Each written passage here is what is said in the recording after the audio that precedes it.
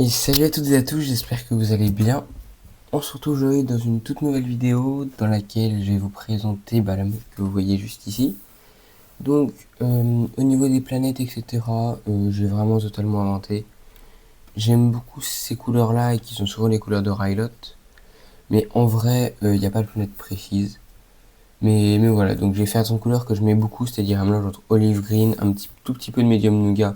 Parce qu'après quand il y en a trop je trouve que ça fait trop orangé. Et du dark tan ainsi que du dark bush grey. Je trouve que ces 3-4 couleurs du coup vont très bien ensemble. Bien sûr un petit peu de light bush grey pour faire une sorte de dalle en béton pour la base clone. Donc c'est la 212e Légion qui est déployée dessus. Là on peut voir que j'ai mis quelques défenses avec quelques caisses ainsi qu'une petite mitrailleuse dont j'ai fait un short dessus pour savoir comment la construire si ça vous intéresse.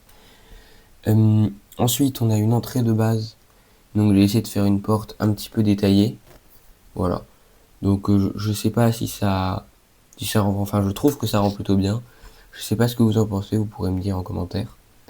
En dessous, j'ai mis une sorte de petite plateforme avec de la roche en dessous, comme ça.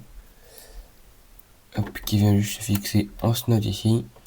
Là, il y a un garde pour qu'il tienne bien son arme et tout. Je vais déboîter le bras. Voilà, je trouve que ça rend beaucoup mieux que quand il a le bois emboîté. Qui est un peu surpris de voir tout le monde arriver par les airs. Voilà. Ensuite, si on continue sur les mini-figurines, on a le commandant Cody de la TTE, un classique, sur lequel j'ai attaché une petite flamme. J'avais rajouté un jetpack sur sa figurine. Voilà, pour qu'il soit plus réaliste comparé au film. Et là, deux clones de la 212e, tout à fait classiques, sur lesquels j'ai rajouté des jetpacks de Mandalorian.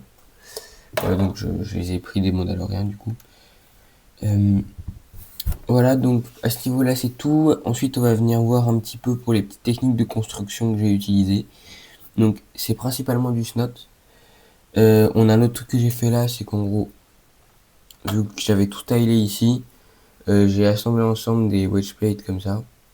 Et j'ai mis un petit peu de dark tan dessus, puis après, je suis venu juste le fixer sur un petit tenon ici que j'avais mis afin que ça soit bien intégré au plan au sol quoi.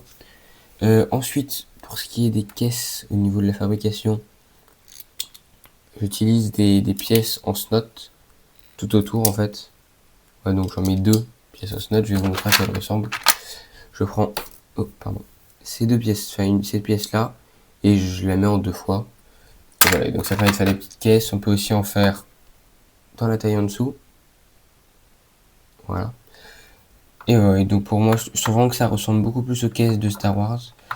Malheureusement, j'ai pas assez de dark bush grey pour les faire de la bonne couleur.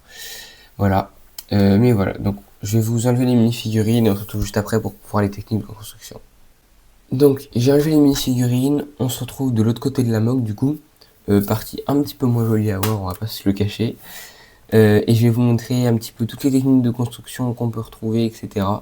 Donc principalement du snot, qu'on peut voir ici par exemple. Une plus grande partie en snot, elle est ici. Il y a vraiment tout ça là qui est fixe en fait grâce à ça. Et j'ai tout pété d'ailleurs. Mais voilà, donc ça c'est la plus grande pièce en snot que j'ai fixée. Elle tient uniquement sur deux tenons. Donc c'est pas très solide. Mais ça embellit largement la moque. Donc je trouve que ça vaut le coup en vrai de laisser passer la solidité pour la beauté sur une moque comme ça.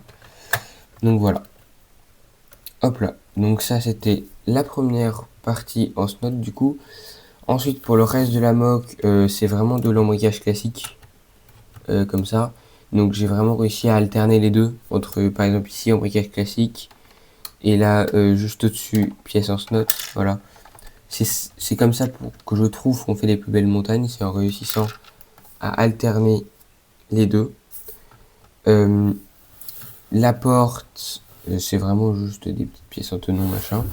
Derrière j'ai mis ça parce que ici, vous pouvez le voir, il y a une vitre transparente, un petit bout de transparent, ça c'est une pièce transparente.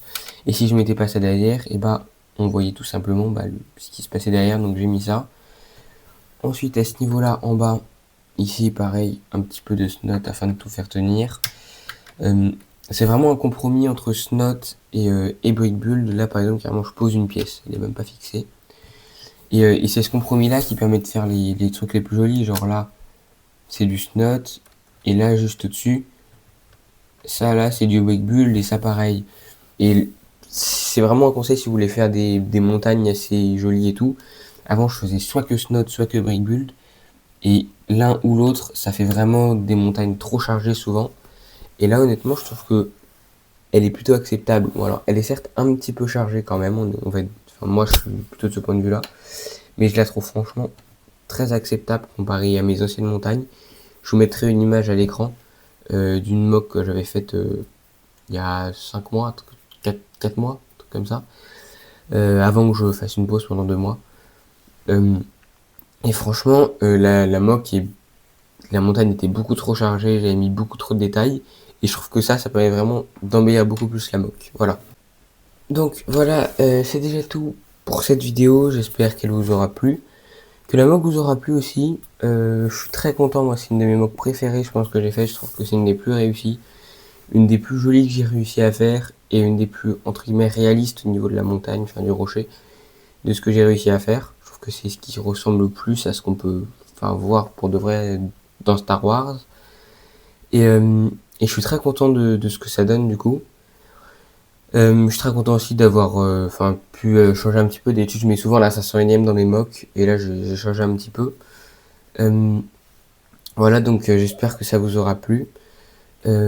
Si vous voulez une vidéo un peu plus en détail sur comment construire de la montagne comme là, ou même d'une autre façon, juste aussi même avec des plaques sur lesquelles on met des slopes, dites-moi en commentaire si ça vous intéresserait.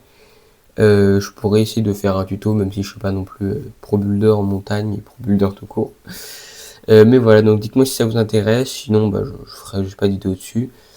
Si vous avez des idées de mock précises que vous voulez que je fasse, n'hésitez pas à me dire en commentaire. Si vous avez des petites constructions, parce que vous savez, j'ai lancé une série de vidéos où je vous montre comment faire des constructions genre comme celle-ci, etc. Que vous voulez que je fasse, n'hésitez pas à me dire en commentaire aussi. Et sinon, c'était tout pour aujourd'hui. J'espère que la vidéo vous aura plu, et à bientôt.